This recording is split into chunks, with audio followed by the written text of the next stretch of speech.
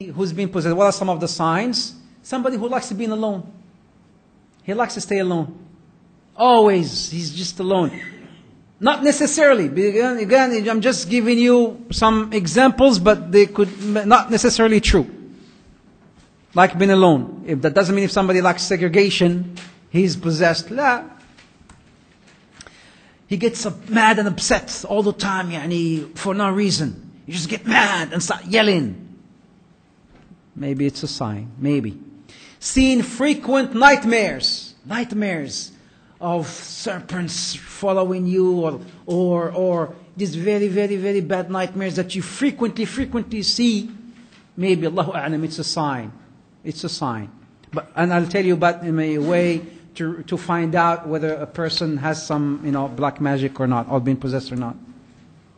Falling off a cliff. You see a dream, falling off a cliff. Anybody seen a dream like that? No, not necessarily. Not necessarily you're possessed, but again, somebody who sees himself, continuously, subhanallah, falling off a cliff, it could be a sign. Wallahu a'lam. Wallahu a'lam. Again, Allah knows best. Allahu a'lam. Reasons for epilepsy. What are some of the reasons for epilepsy?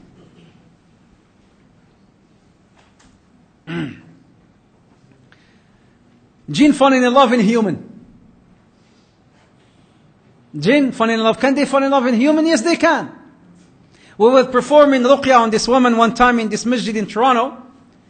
And then this woman, subhanallah, the voice of a man started, started talking to us. David.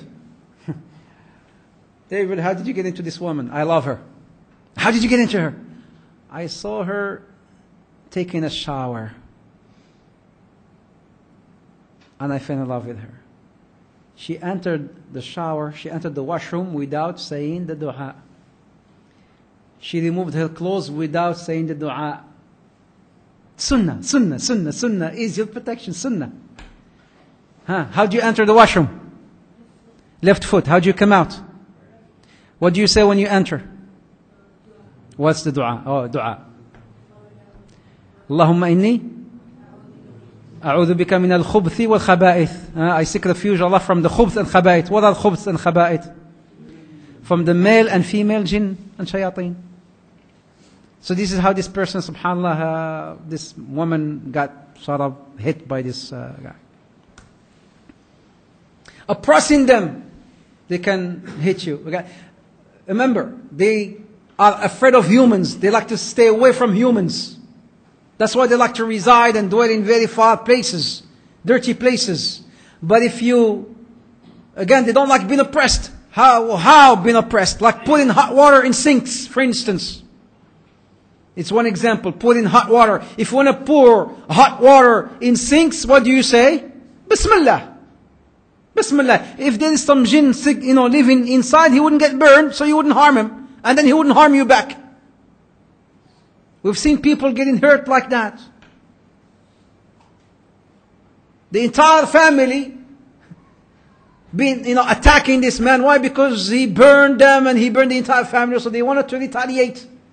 Things like that do happen. Bismillah. Bismillah. So oppressing them.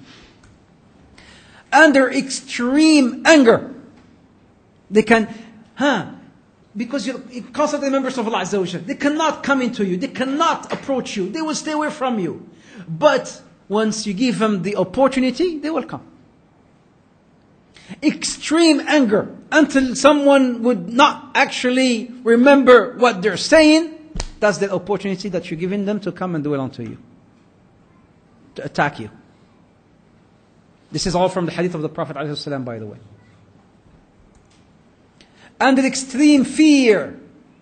Your heart is pumping so hard. Make dhikr of Allah Azza wa Jal. Make dhikr of Allah. Subhanallah, alhamdulillah, la ilaha illallah, Allahu Akbar. Inshallah, you'll feel cool and relaxed. Indulging in prohibited acts, like unkindness to the parents. There was a kid like that, subhanallah. There were so many kids, but we've known of kids like that. And once we found out how they've been possessed, because they've been, subhanallah, unkind and very rude to their parents. So Allah Azza wa Jalla wanted to test them and trial them. Could be a test, a trial from Allah Azza wa Jal. Again, what did we say? Nothing happens except with the will and permission of Allah. They cannot dwell anybody except with the will and permission of Allah. Even if you oppress them, they can only enter that person with the will and permission of Allah Azza wa Jal. So you're saying, Subhanallah, Alhamdulillah, la ilaha, Allahu Akbar. Na'am, you're protected. But Allah wants to test you. The Prophet was hit with, with witchcraft, wasn't it?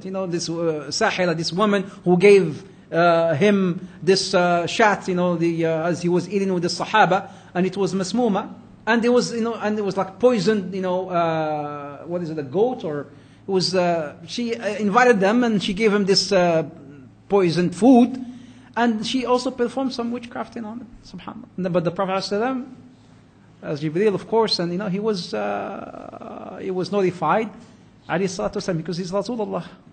He is Rasulullah. Nah. As I said, tests and trials could be a reason. Tests and trials could be a reason.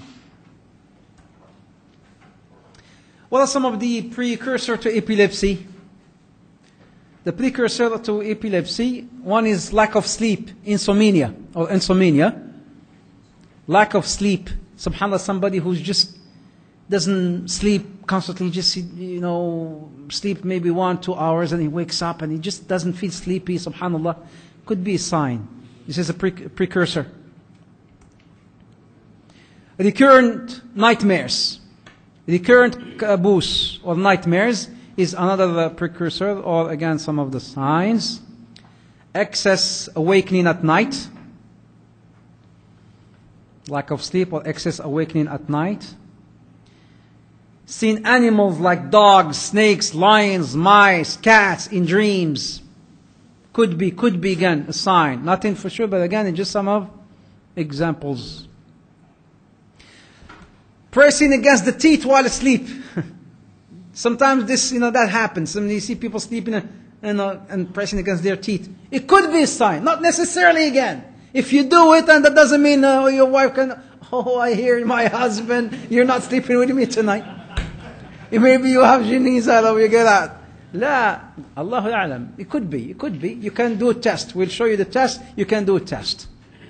But one of the signs is somebody who's pressing against their teeth while sleeping. Excess sleepwalking. Anybody? Sleepwalking? All the time. Could be a sign. Could be. Not necessarily, but it could be a sign. Again, dreaming falling off a cliff is a sign. We talked about it. Screaming while asleep. A lot of people do that, subhanAllah. All of us, while asleep, just... Not necessarily, but it could be. I know a person who used to play karate, and then every time at night he sleeps and he wakes up, playing karate. That doesn't mean that he's possessed, but this is what he does in the morning. That exactly transfer at night. Seeing oneself in a graveyard, dump or deserted place in a dream could be also a sign or precursor to epilepsy.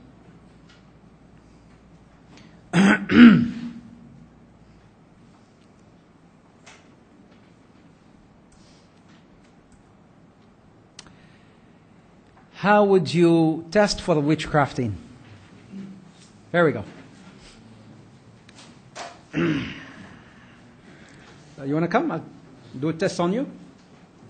Don't worry, I will not do a test. Just come, I will show something. Don't worry, I'll do a test. You're okay. There we go. I want to do a test. No, it's okay. You see, you can do this on your own. You can read on your right palm these verses. You can take a verse, you can take your palm, like your right hand, your palm, and can you read these verses? I wrote them for you here. Surah Ibrahim, verse from 42 to 52. Some of the things I tell you here are not necessarily again in the Quran, some are in the Sunnah, but some also are in the experience from the people who are experts in this field. From our A'imma, like Imam Ahmad, Imam Abu Hanifa, Imam Shafi'i,